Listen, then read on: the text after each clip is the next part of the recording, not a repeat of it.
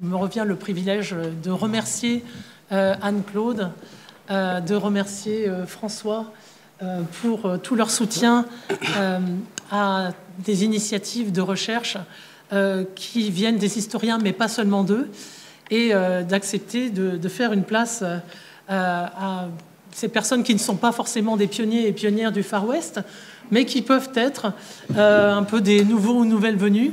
Philippe a une longue histoire d'amitié avec Jean-Claude Dion, donc il est notre caution. Mais personnellement, je me sens très newbie, pour utiliser un terme de franglais qui fait un peu sourire nos étudiants, et ça me réchauffe le cœur d'ici. Puisque, pour ma part, je n'ai été recrutée à l'UVSQ qu'en septembre 2019, juste avant la catastrophe du Covid. C'était sans doute un signe précurseur. Je me présente donc non pas en historienne, parce que ça c'est quelque chose qui est tabou dans la section du Conseil national des universités d'où je viens, c'est-à-dire langue, littérature et cultures anglophones, mais comme une civilisationniste. Donc c'est un objet un peu hybride, un ou une civilisationniste. C'est quelqu'un qui se pique d'histoire, mais qui se pique aussi de sociologie, d'études filmiques, parfois de musicologie, et qui par conséquent travaille un matériau transdisciplinaire et doit aussi se présenter en langue étrangère. C'est pourquoi vous verrez que parfois nous avons des présentations de nous-mêmes qui sont peu académiques au sens français du terme. Par exemple, quand nous sommes à l'étranger, aux États-Unis, nous nous présentons comme spécialistes en études américaines, parce que pour eux, les gens qui sont dans les départements d'anglais font de la littérature. Donc vous allez trouver des personnes qui se présentent sous des étiquettes qui ne vous sont pas forcément familières, mais dont les objets vous parleront, en tout cas, dans cette table ronde. J'en préside la moitié. Je ne vais pas monopoliser la parole parce que le temps nous est compté. Nous avons pour objectif ici de revenir sur les travaux novateurs qui ont été menés ces dernières années au sein du CHCSC, par ses membres titulaires et aussi par les membres associés, dont nous en avons ici deux exemples, dans une approche interdisciplinaire au croisement entre histoire culturelle, études culturelles et aussi relations internationales, qui sera plus spécifiquement abordée dans la deuxième partie de cette table ronde. Ce que je voulais aborder avec les invités que j'ai l'honneur d'avoir à mes côtés ce matin, ce sont essentiellement trois notions clés. La notion d'américanisation, qu'est-ce qu'on entend par l'américanisation, quels sont les préconstruits que cette notion sous-entend, selon qu'on croit dans une existence de l'Occident, par exemple, dont on entend beaucoup parler ces temps-ci, notamment du côté de la Russie ou bien de la Chine, ou est-ce qu'il existe une américanisation qui perdure, dirons-nous, au-delà du plan Marshall? Qu'est-ce qu'on entend aussi au sens de circulation ou d'héritage culturel de part et d'autre de l'Atlantique?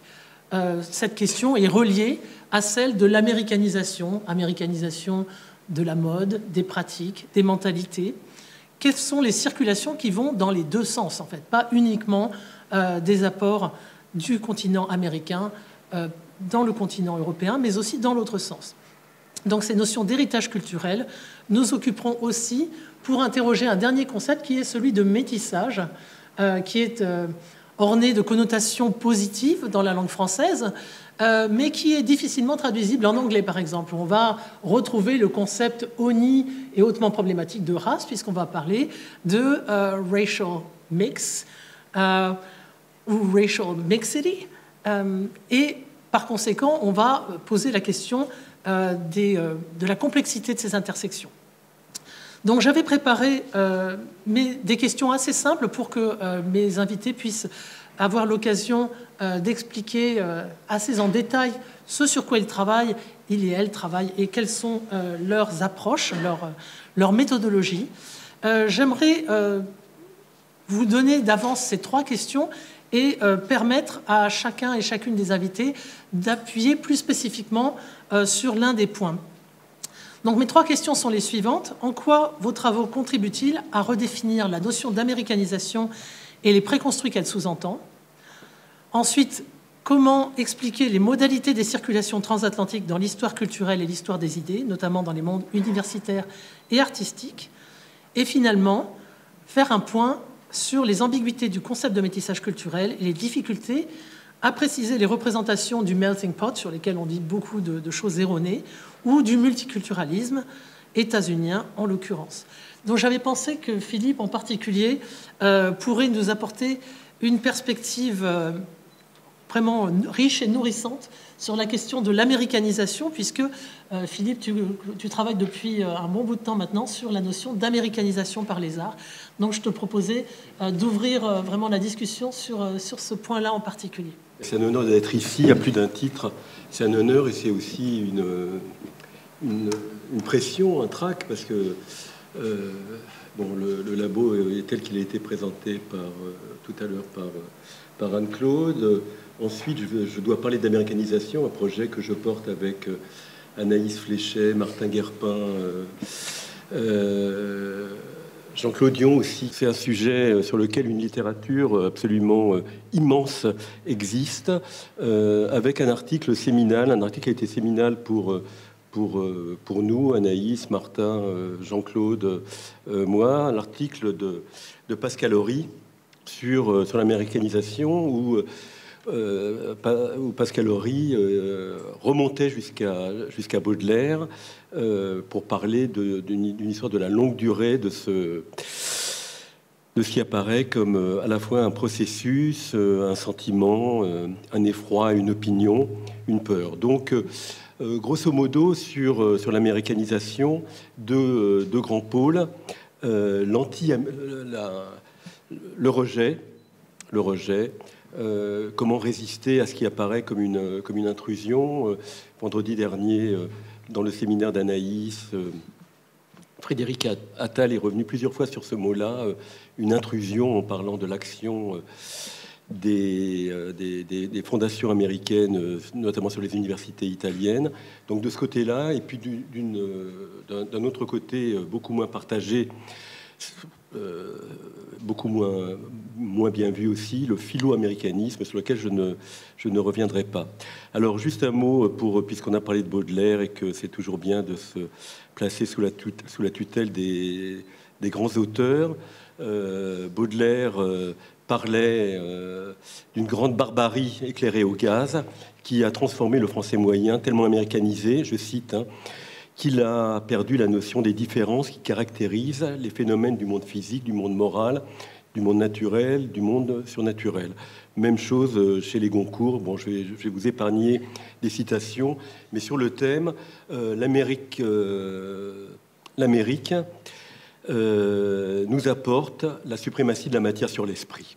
Et grosso modo, il y a quelque chose qui est de rémanent, de récurrent sur cette idée-là, qui n'est pas une idée fausse d'ailleurs, hein, parce que quand on parle de représentation, on a toujours tendance à hausser les épaules, à dire que c'est construit, etc. Mais il y a toujours intéressant de voir qu'est-ce qui sonne juste là-dedans. Et donc, l'américanisation, c'est aussi la perte des nuances au profit de quelque chose qui serait massif. Alors, ce qui nous a amené à travailler sur ce sujet, tous les trois, tous les quatre, et à réunir une équipe pour lesquelles nous allons d'ailleurs publicité, comment dire, autopromotion. Oui, enfin, de promotion comme ça. Bon, voilà, on part dans 10 jours à Princeton sur un colloque sur ce thème, sur l'américanisation, mais surtout sur le registre des musiques populaires. Donc, ce projet a pris naissance chez 3 personnes, chez 4 personnes.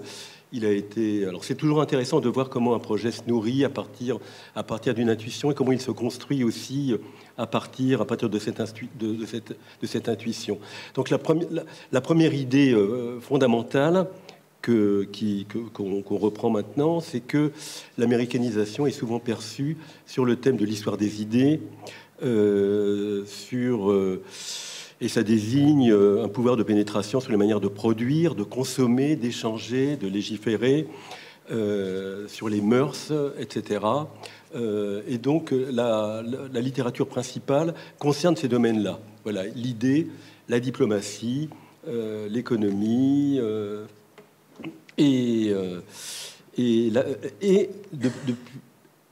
et depuis Pascal Horry, la culture. Alors la culture au sens large du terme. Chez Pascal, c'était la bande dessinée, c'est aussi les manières de manger, etc., etc.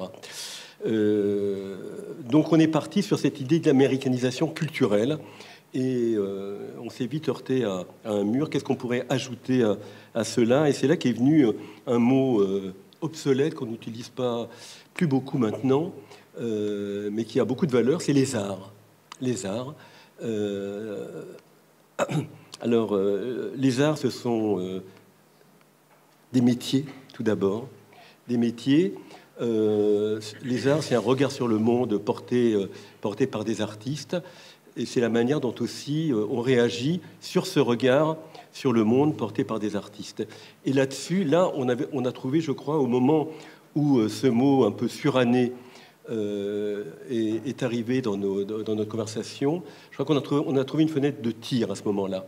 On a trouvé une fenêtre de tir qui nous a permis d'aller, d'une part, de se dire, on va travailler sur les émotions, sur les sensibilités, sur les manières, sur les manières de voir le monde, d'une part, et d'autre part, comme on s'est fait un jour la réflexion, nous sommes historiens et musicologues, et aucun d'entre nous, alors je parle Anaïs, Jean-Claude, Martin et moi-même, on n'a jamais mis nos disciplines en jeu dans nos discussions. On s'est toujours considéré comme, je ne sais quoi, des trans, des êtres bi, je ne sais pas comment nous appeler, aucun d'entre nous n'a jamais dit, en tant que musicologue, en tant qu'historien, essayer de se reprendre les uns les autres. Mais en tout cas, dans cette, dans cette hybridité de notre équipe, à travers le prisme des arts, il y a quelque chose qui, en tout cas, qui est important, qui m'a semblé important, c'est l'idée de travailler sur la chose même, c'est-à-dire sur les œuvres. Sur les œuvres, et pas tant... Alors là, c'est un petit écart par rapport à en tout cas, ce que j'entends de l'histoire culturelle, non pas sur les représentations et sur les effets tant sur les effets des œuvres que sur les œuvres elles-mêmes. Que disent les œuvres sur ce processus? Comment ça s'est travaillé? Alors ça signifie tout d'abord une approche, la volonté d'aller dans une approche le plus possible monographique, de partir des travaux, de partir du matériau, et à partir de ce matériau, et peut-être d'un seul, vous voyez, je sais pas, un thème de jazz, ça peut être un film, etc. Essayer de démêler les fils et de voir comment ce mot, qui est un mot très vague, américanisation, a opéré chez un cinéaste, chez un musicien, etc. Alors avec un concept qui, enfin là on n'invente rien, hein, qui est adjacent à celui de circulation, l'appropriation. C'est-à-dire comment on se rend propre, comment on prend un phénomène et on se le rend propre, de quelle manière on lui résiste, de quelle manière on le reconstitue, de quelle manière on le reconstruit, et encore une fois, en se posant la question sur le mode le plus sensible qui soit, hein, le plus à la fois je crois que ce qui nous définit, c'est le travail sur la sensibilité et le travail sur les œuvres. Donc alors, on s'est aussi intéressé oui, je l'ai dit un tout petit peu, aux résistances internes.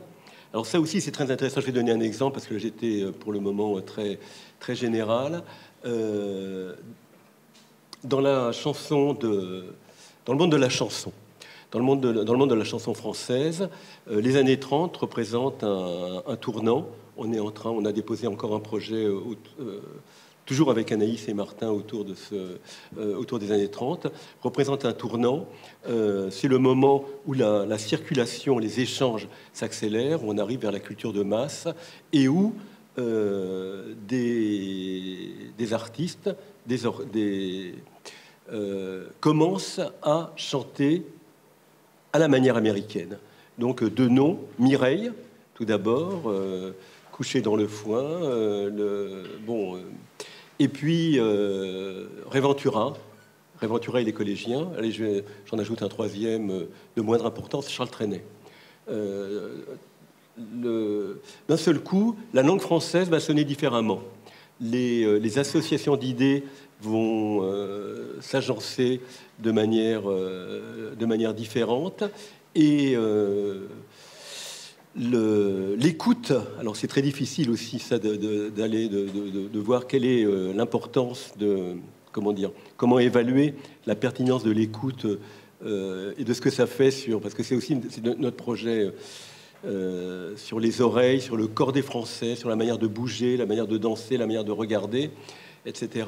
Mais quelque chose se passe manifestement à ce moment-là. Quelque chose se passe, et d'un point de vue massif, alors je dirais du point de vue de l'histoire culturelle et des manières de faire, ça se manifeste par les danses nouvelles. Que ce soit les danses où on gigote, où on manifeste à l'autre sa présence physique, Charleston, Lindy Hop, Turkey Trot, enfin toutes les danses animalières qui arrivent des États-Unis,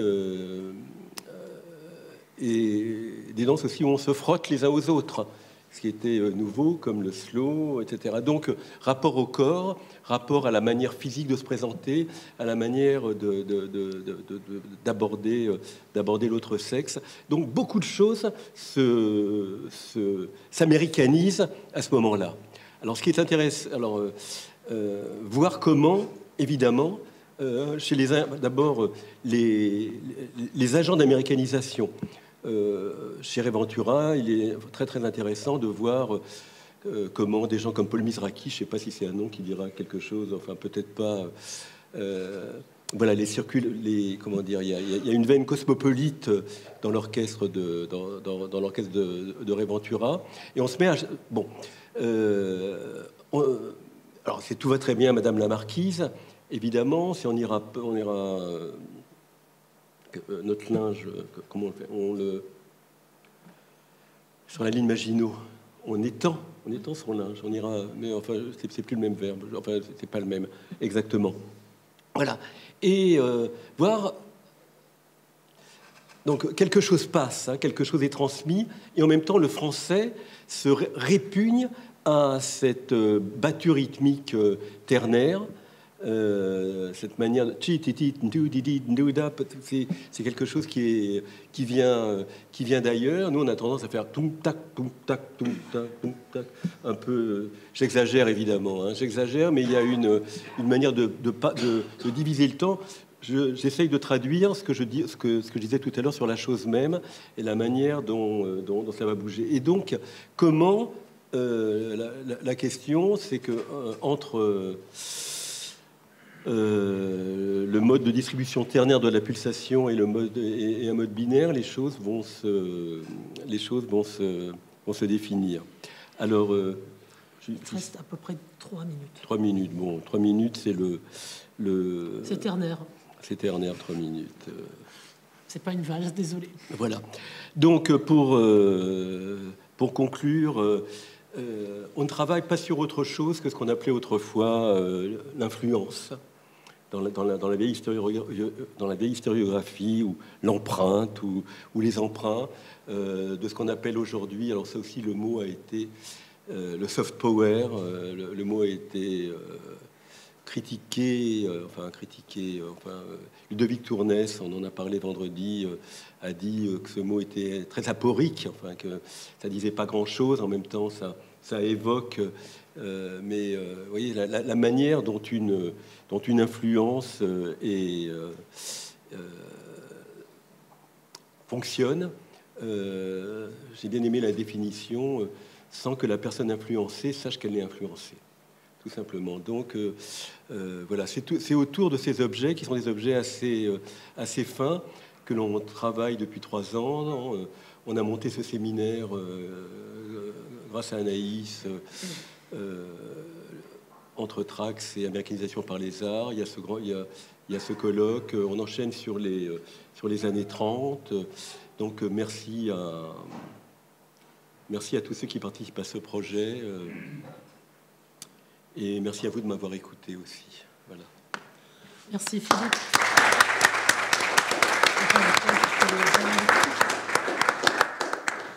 Je suis désolée de ne pas avoir présenté Philippe, parce que pour moi, ça relevait de l'évidence. Je suis désolée, mais vous avez certainement déduit de son propos qu'il est professeur émérite en musicologie. Pas de mon physique. Pourquoi pas? Parfois, l'expérience sensible, ça amène à des intuitions qui peuvent être validées. Les méritas. Non, les méritas, après, ça, c'est quelque chose qui est un peu compliqué à expliquer à nos jeunes étudiants qui n'ont pas forcément vocation à connaître toutes les arcanes sombres du métier, des métiers de l'université. Je te remercie beaucoup. Je retiens, moi, spécifiquement de ton propos, les concepts d'appropriation qui passent par la reconstruction. C'est quelque chose qui m'a fait réagir et qui, je pense, va notamment être éclairé autrement par le propos de Coralie Raffen. Et également le mode sensible, les manières de bouger et peut-être le lien entre une culture américaine exportable et quelque chose qui relèverait de l'animal. Je suis sûre que Pierre aura des choses à dire également sur ces représentations lorsque viendra son heure de briller. Mais pour l'instant, Coralie nous a proposé un diaporama, parce qu'on parle en bon français ici, elle va nous expliquer plus spécifiquement comment, dans l'histoire des idées, et en plus particulièrement dans le monde universitaire, on peut aborder ces questions d'américanisation des esprits, notamment dans tous les domaines des critical studies. Donc, qu'est-ce que c'est que les critical race theory, critical legal studies? Donc, Coralie qui se présente très humblement comme maîtresse de conférence en LLCER anglais parce qu'elle enseigne dans une fac de droit à Dauphine. Là, à la croisée des chemins entre le droit, l'histoire, donc pas mal de modes de pensée qui ne sont pas uniquement états-uniennes, mais aussi britanniques, mais aussi néo-zélandaises. Et il me semblait que c'était vraiment un apport très, très important que tu nous offrais aujourd'hui. Oui, alors ça je ne sais pas, mais en tout cas, la transition est un petit peu compliquée puisqu'on est vraiment sur des disciplines complètement différentes dans la mesure où je parle vraiment des critical legal studies plutôt que des critical studies en général. Et je voulais parler de ce mouvement qui est assez peu connu parce qu'il illustre assez bien les circulations transatlantiques et aussi parce que j'en suis un produit puisque j'ai fait mes études dans 2 universités qui en sont l'épicentre au Royaume-Uni. En fait, ces Critical Legal Studies illustrent réellement le caractère pluridirectionnel des circulations transatlantiques et aussi le fait qu'elles favorisent l'interdisciplinarité. Et l'apport est donc très multiple et assez complexe à saisir. Alors, je vais tout d'abord parler spécifiquement du mouvement aux États-Unis. Le mouvement va naître à la fin des années 70 lors de la conférence à l'université de Madison dans le Wisconsin. Et donc, ce mouvement apparaît dans le sillage de la contestation contre la guerre au Vietnam et pour les droits civiques. Il est porté par des juristes de gauche, des juristes engagés, qui entendent contester l'orthodoxie du droit et en faire une critique radicale. Le mouvement est initié par 2 universitaires que sont Roberto Unger et Duncan Kennedy. Et en fait, les CLS vont mélanger 2 approches, 2 grandes catégories d'approches, le réalisme juridique américain et les théories marxistes et weberiennes européennes. Alors, le réalisme juridique, c'est une méthode selon laquelle il faut analyser le droit comme une réalité empirique, comme une praxis, que l'on ne peut extraire du contexte social. Donc le droit ne peut être appréhendé comme une abstraction conceptuelle. Comme Marx, les CLS analysent comment le droit reflète et contribue à maintenir un ordre social de domination par l'existence de biais discriminatoires dans les textes législatifs et aussi dans la jurisprudence. La sociologie weberienne permet une critique de la rationalité formelle ou instrumentale du droit qui masque la promotion d'un ordre établi inégalitaire. La critique se veut radicale. Il s'agit d'aller à la racine des choses, de démasquer la réalité de la domination et ses causes qui ne sont évidemment pas visibles à la surface de la doctrine juridique. Il faut rendre apparent les contradictions entre le discours libéral de neutralité du droit et d'universalité des droits et la réalité des pratiques dans les tribunaux notamment. L'objectif est de modifier les pratiques institutionnelles et le discours juridique de l'intérieur. La question de l'éducation et de la formation des juristes est cruciale et les CLS veulent réellement s'attaquer au formatage des étudiants en droit en bons petits soldats du capitalisme. Duncan Kennedy va d'ailleurs sortir son petit livre rouge en 1983 qui est intitulé de façon assez peu ambiguë « Legal Education and the Reproduction of Hierarchy ».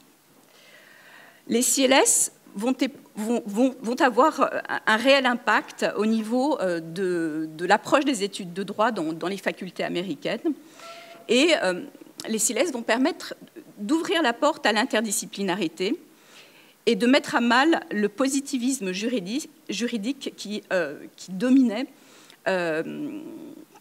par le biais d'exercices pratiques et aussi de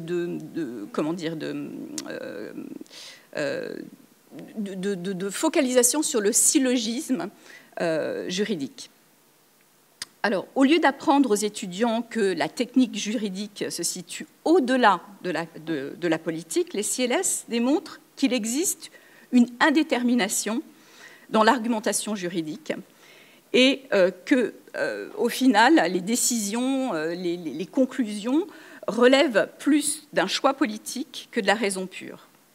La fonction première du droit et de son apparente neutralité reste la légitimation de l'ordre social.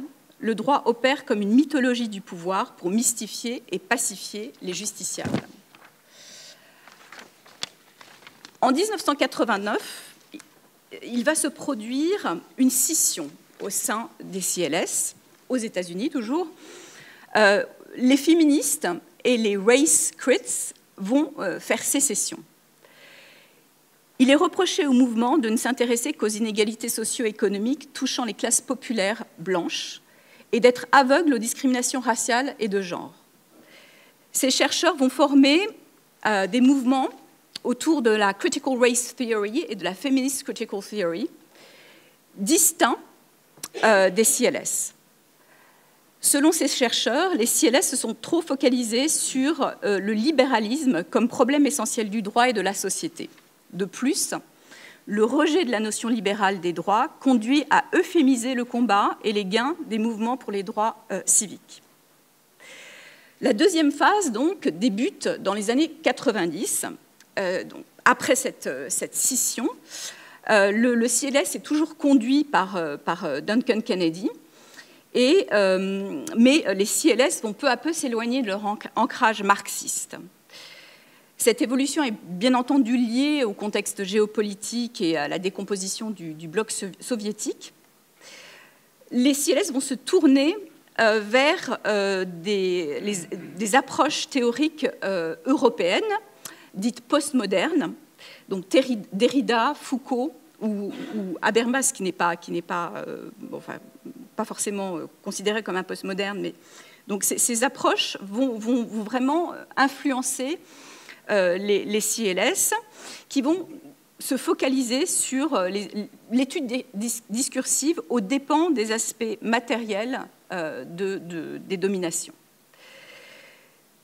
Kennedy se méfie des métathéories et ne croit pas au grand soir qui verrait la fin du capitalisme. Mais mécaniquement, le mouvement va se recentrer vers la droite. Le mouvement se trouve fragmenté du fait de la diversité des approches théoriques qui sont adoptées et de leur abstraction.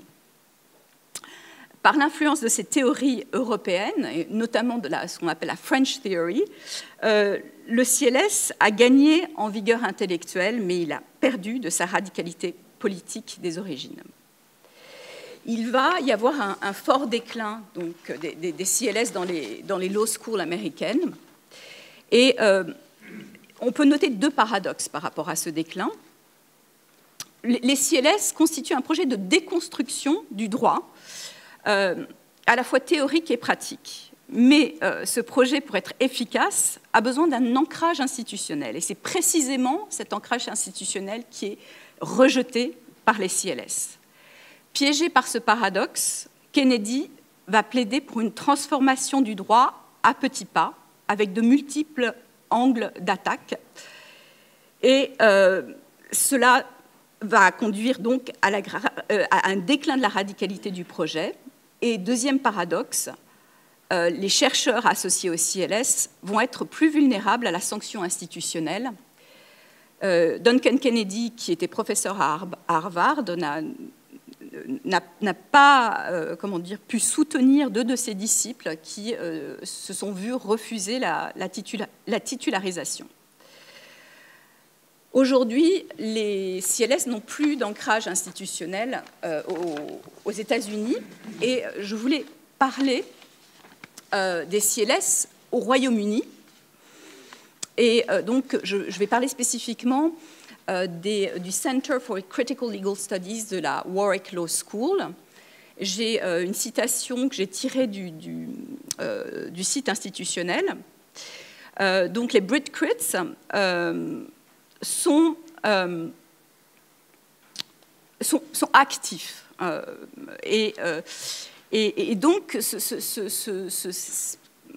cette activité illustre la circularité des mouvements transatlantiques, donc des États-Unis, on revient au Royaume-Uni, en Europe.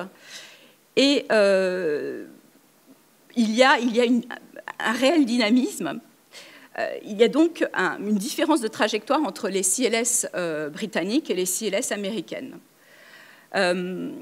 Les BritCrits ont émergé au début des années 80, inspirés des CLS américaines. À la fin des années 80, on a également eu ce tournant théorique inspiré par Derrida et Foucault. Et cependant, il n'y a pas eu de scission. Et les questions de race et de genre ont toujours occupé une position centrale dans le mouvement britannique.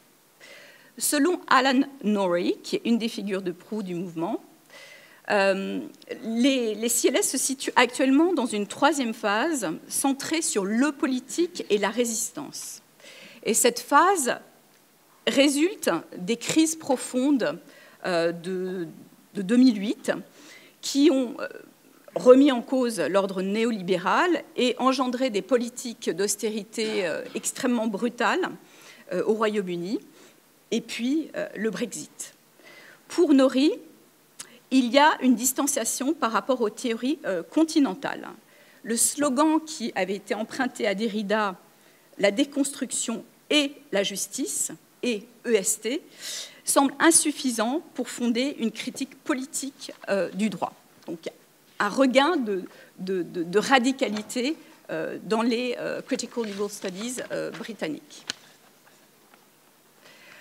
Alors, cette slide, c'est toujours des citations que je tire du site des CCLS de Warwick. Et on voit qu'il y a une très, très grande ouverture théorique et méthodologique au sein des CLS. Donc les thèmes, enfin les domaines qui font partie de ce mouvement, c'est le droit et la protestation, le droit et l'anti-impérialisme, le droit et l'esthétique, le droit et le néolibéralisme, la décolonisation de la pensée juridique, le déploiement de la théorie sociale féministe critique et anti-impérialiste queer et marxiste dans la compréhension des problèmes juridiques. Il y a donc aussi la volonté d'associer artistes, activistes, étudiants et universitaires dans ce projet. Et il y a donc une implication réelle des étudiants dans le mouvement. Donc cette diapositive est tirée du site des Critical Lawyers at Warwick, c'est le site des étudiants. Et donc, le but est vraiment d'attaquer les hiérarchies habituelles et de favoriser une prise de position autonome, pratique et critique des étudiants. Je vais terminer, enfin presque, avec cette dernière diapositive qui, elle, évoque les Critical Legal Conferences. Donc le projet est diffusé très largement par le biais de ces conférences internationales. Donc là, on est au-delà du transatlantisme, on est dans une diffusion un petit peu mondiale et pluridirectionnelle du CLS. Et même si ces conférences ont lieu plus souvent au Royaume-Uni qu'ailleurs, mais bon, il y a eu des conférences en Europe du Nord, aux Pays-Bas, en Norvège, en Suède, en Inde, et également alors, Australie et Nouvelle-Zélande. J'ai là une citation de Kostas Douzinas, qui est un des piliers des CLS britanniques, et qui explique le rôle de ces conférences. Alors, selon lui, ces conférences ont introduit des thèmes, des écoles de pensée et des mouvements inconnus ou rejetés par la recherche juridique. Le marxisme occidental, le postmodernisme et la déconstruction ont été les principales influences théoriques des premières conférences, mais un radicalisme nouveau, centré sur les thèmes du racisme, du genre, de la théorie queer et postcoloniale, a été injecté dans la discipline juridique par le biais des conférences. En effet, celles-ci ont constitué le seul espace universitaire dans lequel de tels thèmes ont été discutés pendant de nombreuses années avant de devenir respectables et d'entrer, bien que marginalement, dans le milieu universitaire. Donc on voit qu'il y a un renforcement de la radicalité de ce mouvement au niveau européen, en plaçant la question des dominations liées au genre et à la race au centre des préoccupations. Et en France, aucune influence des CLS dans les écoles de droit françaises traditionnelles à l'université. Par contre, les CLS ont suscité un intérêt chez les philosophes du droit, et surtout chez les sociologues du droit. Néanmoins, on peut dire que les CLS ont contribué à façonner l'approche intersectionnelle parmi les militants et les chercheurs, et donc que les CLS ont eu un impact transdisciplinaire et international. Voilà, c'est tout. Merci beaucoup.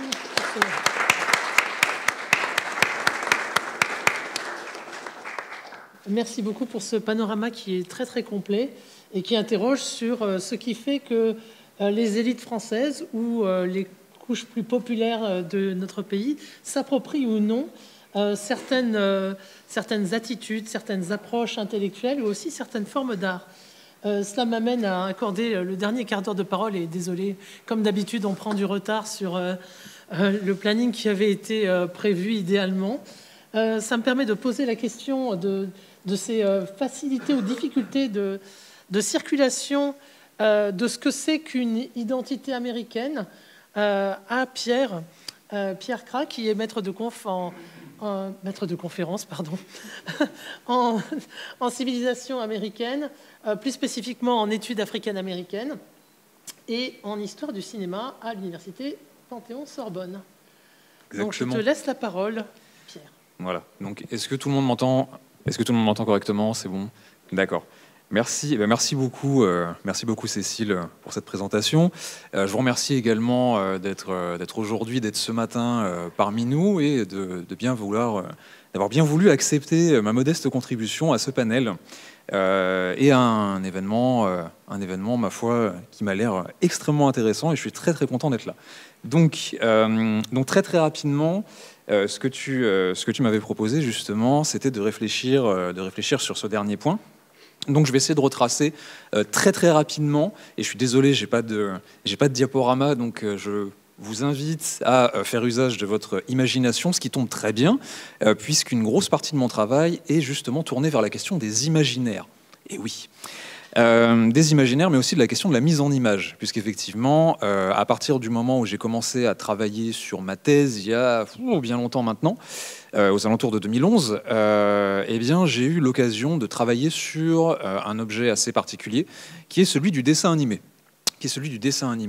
Donc qu'on appelle, avec une ambiguïté sémantique en anglais, cartoon, puisque cartoon, ça renvoie à la fois à la question de la caricature, donc caricature de presse notamment, mais aussi au niveau du dessin animé.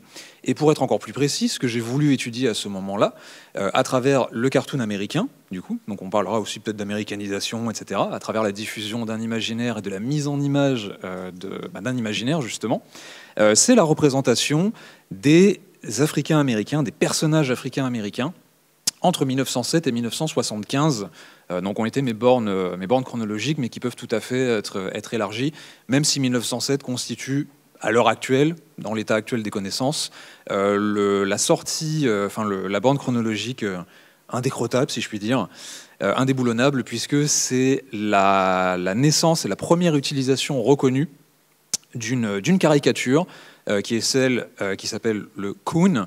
Donc pour les amis non anglicistes, c'est un terme qui est très insultant, qui est toujours utilisé à l'heure actuelle, mais encore une fois comme une insulte racialement connotée, envers des personnes africaines-américaines qui joueraient le jeu justement du divertissement, le divertissement grand public, mainstream, le tout en s'avilissant et en avilissant leur propre communauté, si je peux proposer une définition rapide.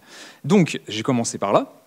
Et depuis quelques années, je travaille également, parce que tu parlais tout à l'heure de la question du monstre, je travaille également sur la question du cinéma d'horreur, et en gros essayer d'interpréter donc, le cinéma d'horreur américain avec une approche d'histoire culturelle croisée avec ce qu'on appelle, je vais en reparler un petit peu après, la sociologie du cinéma. Donc je pense par exemple à des travaux comme ceux de Pierre Sorlin, Jean-Pierre Eskenazi, notamment, qui a travaillé sur le film noir.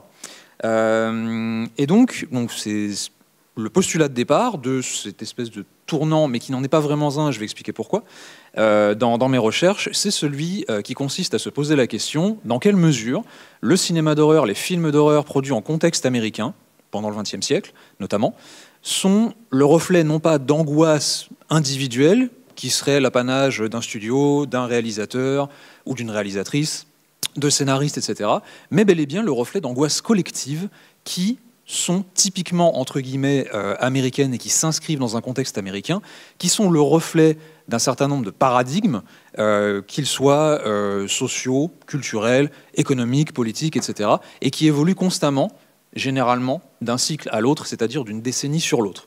Voilà, donc c'est ce sur quoi je suis en train de travailler depuis quelques années, et je touche du bois, mais je suis en train d'écrire un ouvrage à ce sujet qui peut-être, désolé, je fais un peu de pub, mais qui, je l'espère, sortira bientôt. Donc, pourquoi je vous dis tout ça et pourquoi ça a l'air complètement décorrélé, enfin, un sujet a l'air complètement décorrélé de l'autre, mais en fait, pas tant que ça. J'y arrive. Puisque justement, ce dont on a parlé ce matin, c'est de la question des imaginaires et pour ma part, plutôt de la mise en image d'un certain nombre d'imaginaires.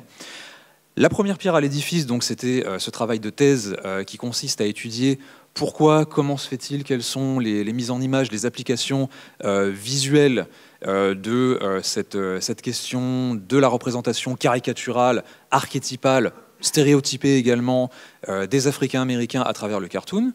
Eh bien, ce qu'il faut savoir, c'est que ce que je me suis efforcé de prouver, c'est que ce n'est pas une création ex nihilo. Voilà.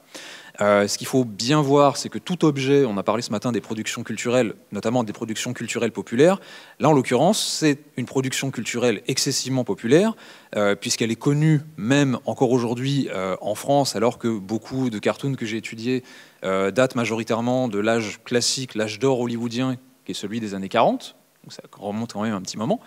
Eh bien, ce qu'il faut savoir, c'est qu'il y a effectivement une porosité des frontières et une porosité en termes de circulation transnationale. Je m'explique. Quand je vous dis que ce n'est pas une création ex nihilo, Tout à l'heure, je vous ai parlé du coon, par exemple. Eh bien, il y a une circulation à ce niveau-là, puisque même si on n'est pas forcément apte, parce qu'on n'a pas nécessairement la grille de lecture pour pouvoir identifier clairement ce qu'est un coon, je suppose que si je vous demande, si je demande à chacune d'entre vous de dessiner une caricature de noir, de personnes noires, vous allez inconsciemment, pour la plupart d'entre vous, vous référer à un imaginaire collectif qui est celui des États-Unis et qui est celui, a fortiori, de la caricature de presse qui a donné par la suite le dessin animé. Parce que ce qu'il faut bien voir, je fais un petit aparté rapide, ce qu'il faut bien voir, j'essaie de pas trop être erratique, mais c'est mon cerveau qui fonctionne dans tous les sens, mais effectivement, ce qu'il faut bien voir, c'est que la caricature de presse a donné par la suite le dessin animé, puisque je reprends d'ailleurs la citation, alors je ne sais plus exactement de qui, je suis vraiment désolé, mais d'un article des années 30, et qui disait déjà à l'époque, alors que le cinéma d'animation était tout balbutiant, « Animation is just an outgrowth of caricature ».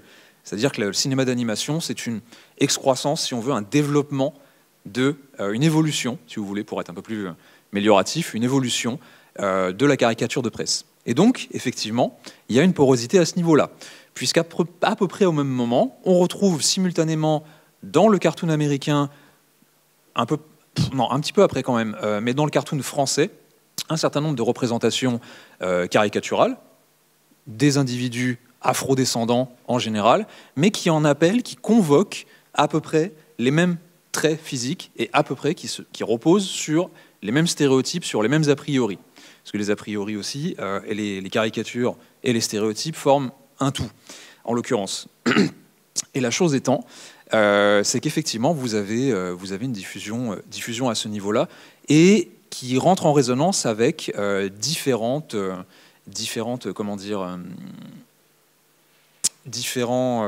cadres politiques, différents cadres sociaux, mais qui ont tous, plus ou moins, pour but, pas forcément affirmé, mais pour but final, de placer les individus afrodescendants en position d'altérité. Et là, j'en arrive à mon deuxième axe de recherche, qui est celui sur la question du monstre, la question de l'horreur. Effectivement, on peut y voir une correspondance. Puisque, comme je vous l'ai dit tout à l'heure, le cinéma d'horreur, certes, retranscrit des angoisses qui sont très américaines, mais qui, par imprégnation, en arrive à se diffuser dans un contexte qui n'est pas forcément américain. Et la définition de base, véritablement, du monstre, parce que par définition, le monstre, dans son incarnation hyperbolique, c'est l'incarnation de ce qui fait peur, eh bien, il y a une espèce de polysémie comme ça qu'on peut voir dès le mot de monstre, puisqu'à la fois, ça provient de deux termes, supposément, mais surtout des termes latins. Monstrare, qui signifie montrer, pointer du doigt, puisque par définition, on pointe du doigt, on montre ce qui sort de l'ordinaire, puisqu'avec la notion de monstre vient également, donc d'altérité, vient également la notion de norme. Ce que l'on retrouve aussi dans les cartoons avec la définition de l'altérité à travers, en l'occurrence, l'altérité africaine-américaine, l'altérité noire en général, à travers des traits qui sont très déformés et qui empruntent encore une fois à la caricature, et aussi au domaine du spectacle vivant, comme le blackface, minstrelsy, etc. etc. Mais toujours est-il que j'en reviens au monstre. Donc monstrare est aussi monere, ce qui signifie en gros essayer d'avertir. Et par définition, le monstre, dans son incarnation de ce qu'il a de plus hyperbolique, c'est également ceci, c'est le fait de vous prévenir, de vous avertir d'un certain nombre, en l'occurrence d'angoisses. Et le fait est qu'il y a une corrélation entre les deux versants du sujet, puisqu'encore une fois, on n'est pas forcément au courant en tant que personne pas forcément spécialiste de la question, on n'est pas forcément au courant de toutes les implications politiques de certaines représentations, mais toujours est-il qu'on est imprégné par le fait justement de la circulation transnationale, dirait-on de l'américanisation, on est imprégné d'un certain nombre d'idées, de concepts qui ont trait à certains monstres, et ces monstres, en l'occurrence, sont le reflet d'angoisse typiquement américaine. Et c'est pareil pour les caricatures, et c'est pareil pour les caricatures de presse, et c'est pareil aussi pour un certain nombre de représentations ethno-raciales, mais qui sont orientées, qui sont extrêmement orientées. Du coup, oui, dis-moi. Ces angoisses typiquement américaines. Parce que Philippe parlait de la matérialité qui prédominait sur l'esprit. Est-ce que tu pourrais juste nous recadrer ça? Oui. Alors, un des défis majeurs, en l'occurrence, c'est que ces angoisses évoluent constamment. elles sont constamment mobiles, mais elles ont trait assez littéralement, en définitive, à un contexte historique, à un contexte politique. Par exemple, pour faire vraiment très ciblé, par exemple, dans les années 30, qu'on considère comme l'âge d'or du cinéma d'horreur américain, à travers la mise en place de tout un tas de monstres qu'on appelle les monstres universels, notamment. Donc je pense à Dracula, je pense à la créature de Frankenstein, je pense à Dr. Jekyll et Mr. Hyde. Eh bien, ce sont des monstres que l'on dit des monstres de crise. Parce que par définition, on est au beau milieu de la Grande Dépression aux États-Unis, qui, grosso modo, même si on ne s'entend pas forcément là-dessus, mais a duré de 1929 à 1939. Et en l'occurrence, oui, ce sont des incarnations, matérialisations, mise en image, encore une fois, de la crise économique et surtout des changements profonds qui sont à l'œuvre, et aussi des bouleversements culturels. Parce que pour la première fois, si on prend un peu de recul, enfin, c'est ce qui est dit par pas mal de spécialistes, pour la première fois dans les années 1930, les fondements même de ce qui constitue, entre guillemets, le mode de vie américain et de ce qui constitue un certain nombre de valeurs intrinsèques sont remises en cause, l'exceptionnalisme notamment, sont remises en cause par le fait de la crise économique. Et du coup, on en arrive à une espèce de bouleversement des valeurs qui se manifeste au travers des monstres et au travers de ce type de monstres. Voilà. Ensuite, dans les années 40, sans trop m'étendre là-dessus, on a justement on peut faire ce qu'on appelle de l'histoire en creux, c'est-à-dire d'essayer d'analyser pourquoi un certain nombre de films d'horreur ne sont plus produits. Parce qu'il y a ça aussi au niveau de la production américaine. Là, je vous renvoie notamment aux travaux très intéressants d'un collègue américain qui s'appelle Mark Yankovic et qui a travaillé sur cette question de l'absence, justement, et sur ce qu'il appelle la décennie perdue du cinéma d'horreur. Et en gros, ce qu'il explique, c'est que les angoisses liées à l'entrée en guerre des États-Unis, l'exposition pour la première fois depuis le début du XXe siècle des corps meurtris des soldats dans le discours public, mais aussi dans l'imaginaire collectif américain, ont mis un coup d'arrêt à l'horreur de fantaisie, l'horreur qui s'imagine en fait, puisque toute représentation réelle prend le pas, là cette fois-ci, prend le pas sur justement une représentation qui pourrait être fantaisiste ou qui pourrait être tout simplement issue de l'imaginaire. Donc, on me fait signe qu'il ne me reste pas beaucoup de temps, donc je vais terminer avec ça. Effectivement, pour en revenir à cette question que tu évoquais des difficultés, voilà, parce qu'on va terminer sur une note pas forcément positive, mais de la question des difficultés. Effectivement, il y a difficulté à essayer d'imaginer, surtout en tant que spécialiste, on a toujours tendance à avoir la tête dans le guidon, il y a une difficulté à essayer de penser, à essayer d'imaginer un certain nombre justement d'imaginaires et d'essayer de faire en sorte qu'ils ne soient pas décorrélés les uns des autres. Et c'est très compliqué puisque, comme je vous l'ai dit, ça renvoie, les imaginaires renvoient à une réalité politique, culturelle, économique, sociale, etc., qui est liée à des prises de décision, à des institutions nationales, mais aussi ce qu'il faut, et j'essaye de faire modestement, c'est de voir, et c'est là toute la complexité de ces deux sujets, de voir les intercesseurs. Et comment, justement, il y a pu y avoir circulation, par quel véhicule il y a pu y avoir circulation, notamment entre la France et les États-Unis, circulation des imaginaires, circulation des pratiques, circulation des modalités de production, etc. etc. Mais en l'occurrence, oui, la question des intermédiaires, des intercesseurs, se pose et elle est très compliquée. Et pour faire une ouverture par rapport à ça, ce dont je me suis beaucoup servi, c'est une théorie et c'est un ancrage méthodologique qui est celui de l'intermédialité, notamment, et qui consiste à essayer d'envisager les zones, quelquefois les zones grises, avouons-le clairement, mais les zones tampons, entre guillemets, entre les différents médias et les différents médiums, et qui sont des points de passage, si vous voulez, et c'est pour ça aussi qu'il est comment dire, très enrichissant, je trouve, mais aussi très compliqué, d'essayer de ne pas décorréler les différents objets de différents domaines. Voilà. Donc je vous le disais tout à l'heure, avec le cinéma d'animation qui emprunte autant à la caricature de presse qu'au spectacle vivant, qu'aux disciplines également en termes de représentation caricaturale et ethno-raciale, qui emprunte aussi beaucoup à ce qu'on appelle le racisme scientifique aux États-Unis et aux illustrations, enfin pas qu'aux États-Unis d'ailleurs, parce qu'il y a une circulation entre Europe et les États-Unis pendant tout le 19e siècle et au début du 20e siècle.